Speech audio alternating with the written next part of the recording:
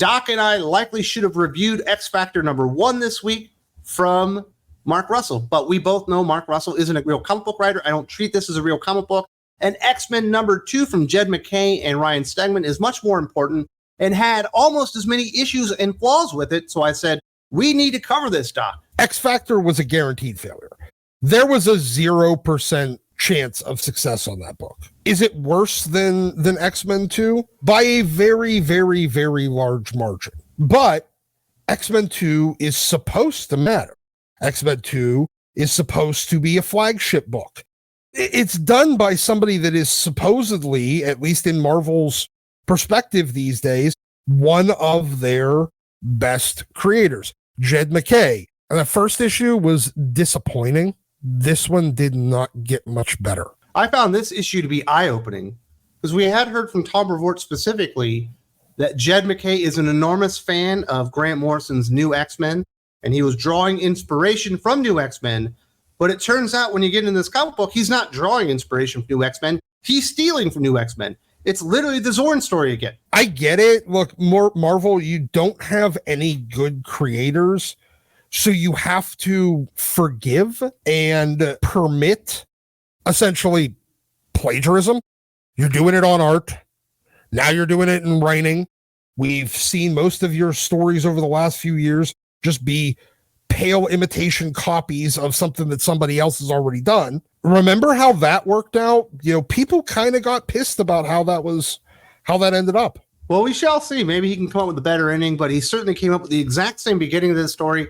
Getting into the book itself, the one saving grace of X-Men was guaranteed to be Ryan Stegman on art. We know that he's not here for the long term. I think he's out after one more issue, or maybe it's 2 more issues. But Ryan Stegman is not going to be the full-time artist on X-Men. And he phoned it in pretty decent in the first issue. And somehow the illustrations and the art in the second issue got worse. And we got more bisexual lighting than you could possibly ever want. At least that all the characters weren't as like wimpy and twinky as they were in the first issue. But their bodies, like their bones, look like they bend as they move because none of these people actually move like people. And it's not a rule of cool violation. It is just this just looks goofy violation. Stegman is a major disappointment. Granted, at least Cyclops doesn't look like a 14-year-old boy in this one like he did in the first issue. He added some bulk to him, which is great. Problem is, everything else about the book was abysmal. And some people are going to look at this like, how could you say this is bad art? It's bad Stegman art. It's the worst Stegman art I've ever seen at Marvel, is what it is. Is it better than Riley Rossmo? Of course it is. Is it better than Elena Casagrande? Yeah, it's better than that. But, you know, Ryan Stegman is supposed to be a Greg Capullo level talent. He's supposed to be a Gary Frank level talent. And this ain't it. No, he didn't get anywhere close to that. Honestly, I'm kind of looking forward to Stegman's departure already. Moving on to the story, there's a young man, he's homeless, and his social worker goes out to find him, and it turns out this young man believes that he's been probed by aliens, and as the man tries to help him, he gets upset, and wouldn't you know it, there's an alien invasion of the city, and the X-Men fight off the aliens. The reason they were in the vicinity is because they detected a mutant gene activating, and they could see it was very powerful. It turns out it is going to be that young man, but there just happens to be this alien invasion that they can fight at the same time. At least there's some pretty decent action, I guess, maybe. But here's the thing. It wasn't even that great of action because on a couple of the pages there, Stegman basically copied the same page like twice and just moved the characters around, kept the exact perspective. He kept everything except for he moved some of the characters, like, you know, just twisted their body positions slightly. Even the action beats were lazy and phoned in. This story is essentially the same one that Grant Morrison did for Zorn. I think Bendis did this same story twice. Once on Ultimate X-Men way back in the day, where Wolverine got sent on a kill mission for some kid that was in a cave. And then there was another issue during the Bendis X-Men, Uncanny X-Men era. After Xavier was dead, they had to go and deal with a reality warper that he had imprisoned because he wasn't able to teach the kid how to control himself. So I think they had to kill him too. this is another of that exact story. Well, speaking of the same exact thing, I guess one of what's supposed to be one of the highlights of the activity, you got the main operation squad on the ground. Juggernaut is not with them, and Temper's not with them, and you're like, well, I wonder why they wouldn't want Juggernaut with them. It turns out they've got, I believe, a railgun on board the ship, and they're going to load up Juggernaut as a bullet and shoot him as a round through the alien spacecraft. Didn't they just shoot Juggernaut through a bunch of people in the Hellfire Gala? I thought they shot him right through Nimrod in the Hellfire Gala. All I know is I'm pretty sure they've done this recently. It's a cool-ish idea. All it is the lazy techno version of Fastball Special again, but without Wolverine or Colossus being involved. Yeah. He literally cannot come up with an original idea. No, and they're just treating Juggernaut like he's a...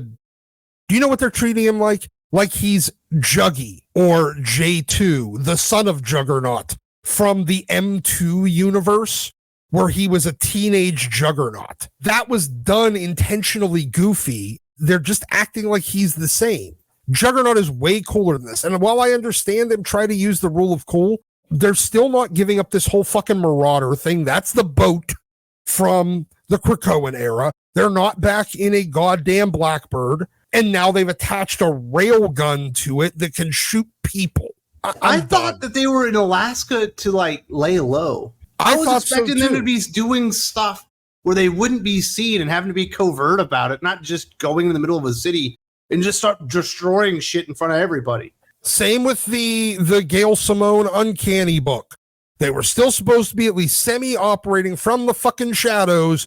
Nope, they're right in the middle of San Francisco, literally downtown, in the middle of all the streets. They somehow got there because Magic tied herself into their navigation computer, because apparently she can do that. Because you know what? Fuck it. Why not? Just make her be able to do anything, and then teleported them there. It feels like Tom Brevoort does not have a good handle on what he's doing here. It just feels like a bunch of weird random shit. Because that's what he's going to do. He's just going to keep letting people do whatever the fuck they want. Let's get back to the stealing of stories here, Doc. It turns out Cyclops realizes, wait, I've seen this before. This isn't an alien invasion. This is our goddamn mutant. You know, his power is manifesting. He's obviously a fucking reality warper. He's the one that's creating this. Like, oh no, let's run to the mutant and his social worker and confront him. And when they said, listen, you're a little muty bastard, he's like, what? I couldn't be a muty bastard. I fucking hate mutants. He wasn't super happy about that. And here's the thing. I'm going to pre-spoil stuff. I have no idea if this is actually correct. But considering that he's just stealing from Grant, this mentally fucking damaged, reality warping mutant that... Unhoused mutant.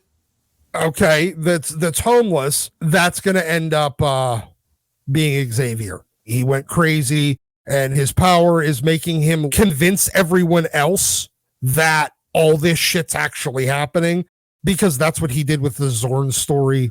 Except for this time, instead of Xavier being surprised that it was Magneto, this time it's going to be Magneto surprised that it's Xavier. And when they discover him, you know, the aliens are showing up there, they tell him the truth. He is a muty bastard. He blows himself up, or at least it appears that way, to the witnesses that are around him, including the social worker that was trying to help him out. But the unhoused mutant is in fact alive and been brought back to the factory in Alaska. And we have Beast and Magneto, the best mentor any new mutant could have to enlightenment and acceptance of his mutant powers and wanting to work in harmony with the world. Magneto himself is going to nurse him up and get him right. You know, they brought him there. They're going to probably do some sort of mental, psychic therapy on him to try to make him a functional member of society, to use his powers for their benefit so he can become part of the strike team. And eventually we're going to find out it's Xavier. And this is going to end up really disappointing because it's already going in a very we're 2 issues in. Hey, does anybody remember all the stuff about the new Quiet Council? And we're also going to find out that he's one of those mutants from the first issue that activated all at the same time as adults because they're the new U-men. they're the new versions of them that are what do they call it? The fourth species, fourth column, fourth something. I already forgot it. Fourth school. There you go. Like, how did nobody think, you activated at 35 and homeless. Maybe you're one of these fucking things. That's what you think you were getting abducted for. I'm pretty sure the plot of this story now is being built around the assumption that the last issue was so fucking boring and irrelevant that we're going to forget it before the next issue comes out. I think you got it right the first time. I think this is going to be Charles Xavier's spirit or whatever, since he's in that prison. Unremarkable effort for X-Men #2, which I think a lot of people were like, well, at least X-Men will be readable. If it continues down this path, it'll be just forgettable. Stegman's already going to be leaving. Hopefully whoever comes over and replaces him will actually put out an effort. This is a frustrating comic book. I'm shocked that it is this mediocre this early into the run, but I think people are being pretty honest about it. I would give it like 3 out of 5, maybe 6 out of 10. Certainly a failing grade in my opinion. Not the worst thing in the world. It's not X Factor #1, which would be like a 0.5 out of 5, 1 out of 10. Abysmal effort, but this is not worthy of the X-Men like flagship brand. Clearly, Uncanny X-Men is going to be the better book. I'm giving it a 1.5 out of 5. I mean, it's not horribly offensive in any stretch, but Stegman is absolutely phoning it in. The story is derivative, if not outright plagiarism. The plot relies on absolutely nobody even contemplating the idea that the shit that happened last issue is the same shit that's happening this issue. None of the mutants involved that were present last time would have thought, I'm sensing a fucking pattern here. But, instead we just get them being retarded from and having absolutely no ability to turn short-term into long-term memory, because apparently the X-Men all had, a brain trauma, and it requires us to have brain trauma for the plot to be enjoyable. So I give it a 1.5 out of 5. This is the current state of X-Men from the Ashes. Obviously, we haven't got every book out there, but NYX is horrible. X Factor is horrible. We'll see just how bad some of these books can get. But our big hope, the only hope left for X-Men fans, is Gail Simone. That's how far things have fallen. Yep.